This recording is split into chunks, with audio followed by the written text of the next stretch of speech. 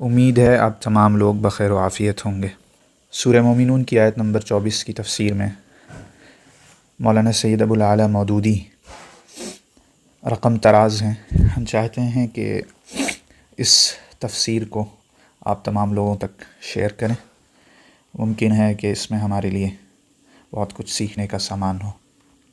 آیت ہے فقال الملأ الذين كفروا من قومه ما هذا إلا بشر مثلكم يريد أن يتفضل عليكم ولو شاء الله لأنزل ملائكة ما سمعنا بهذا في آبائنا الأولين۔ ترجمہ اس کا یہ ہے کہ اس کی قوم کے جن سرداروں نے ماننے سے انکار کیا، یعنی حضرت نوح علیہ السلام کی قوم کا تذکرہ چل رہا ہے، وہ کہنے لگے کہ یہ شخص کچھ نہیں ہے مگر ایک بشر تم ہی جیسا۔ اس کی غرض یہ ہے کہ تم پر برتری حاصل کریں۔ اللہ کو اگر بھیجنا ہوتا تو فرشتہ بھیجتا۔ یہ بات تو ہم نے کبھی اپنے باپ دادا کے وقتوں میں سنی ہی نہیں کہ بشر رسول بن کر آئے۔ تو اس میں جس ٹکڑے کی تفسیر پر ہم چاہتے ہیں کہ آپ توجہ دیں وہ ہے کہ مخالفین کا یہ اعتراض کہ اس کی غرض یہ ہے کہ تم پر برتری حاصل کریں۔ تو موجودہ زمانے میں بھی ہم یہ نہیں کہتے کہ ناقدین میں کچھ ایسے نہیں ہوتے جو شہرت کو اپنا مقصود نہ رکھتے ہوں، مگر بہرحال آپ علامہ مودودی کی اس تفسیر اور اس توضیح کو دیکھیں۔ یہ بھی مخالفین حق کا قدیم ترین حربہ ہے کہ جو شخص بھی اصلاح کے لیے کوشش کرنے اٹھے اس پر فوراً یہ الزام چسپاں کر دیتے ہیں کہ کچھ نہیں، بس اقتدار کا بھوکا ہے۔ یہ الزام فرعون نے حضرت موسیٰ اور ہارون پر لگایا تھا کہ تم اس لیے اٹھے ہو کہ تمہیں ملک میں بڑائی حاصل ہو جائے، تکون لکم الکبریاء فی الارض۔ یہی حضرت عیسیٰ پر لگایا گیا کہ یہ شخص یہودیوں کا بادشاہ بننا چاہتا ہے، اور اسی کا شبہ نبی صلی اللہ علیہ وسلم کے متعلق سرداران قریش کو تھا۔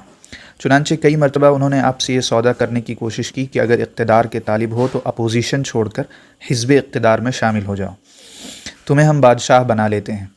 اصل بات یہ ہے کہ جو لوگ ساری عمر دنیا اور اس کے مادی فائدوں اور اس کی شان و شوکت ہی کے لیے اپنی جان کھپاتے رہتے ہیں، ان کے لیے یہ تصور کرنا بہت مشکل بلکہ ناممکن ہوتا ہے کہ اسی دنیا میں کوئی انسان نیک نیتی اور بے غرضی کے ساتھ فلاح انسانیت کی خاطر بھی اپنی جان کھپا سکتا ہے۔ وہ خود چونکہ اپنا اثر و اقتدار جمانے کے لیے دل فریب نعرے اور اصلاح کے جھوٹے دعوے شب و روز استعمال کرتے رہتے ہیں، اس لیے مکاری و فریب کاری ان کی نگاہ میں بالکل ایک فطری چیز ہوتی ہے، اور وہ سمجھتے ہیں کہ اصلاح کا نام مکر و فریب کے سوا کسی صداقت اور خلوص کے ساتھ کبھی لیا ہی نہیں جا سکتا۔ یہ نام جو بھی لیتا ہے ضرور وہ ان کا اپنا ہم جنس ہی ہوگا۔ اور لطف یہ ہے کہ مصلحین کے خلاف اقتدار کی بھوک کا یہ الزام ہمیشہ برسر اقتدار لوگ اور ان کے خوش آمدی حاشیہ نشین ہی استعمال کرتے رہے ہیں، گویا خود انہیں اور ان کے آقایان نامدار کو جو اقتدار حاصل ہے وہ تو ان کا پیدائشی حق ہے، اس کے حاصل کرنے اور اس پر قابض رہنے میں وہ کسی الزام کے مستحق نہیں ہیں۔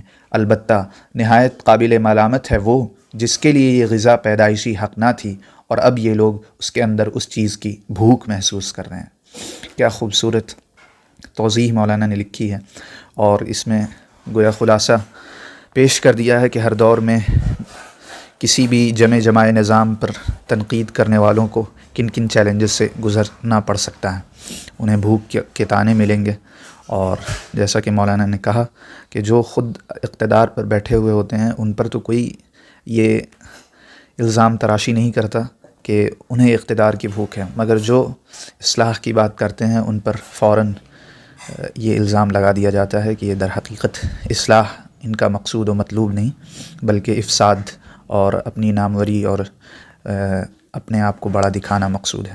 اللہ تعالی ہم سب کو خلوص کے ساتھ کسی بھی چیز کی پر نقد کرنے اور کسی چیز پر کی اصلاح کرنے کی توفیق نصیب فرمائے۔ انشاءاللہ پھر ملتے ہیں۔ السلام علیکم ورحمۃ اللہ وبرکاتہ۔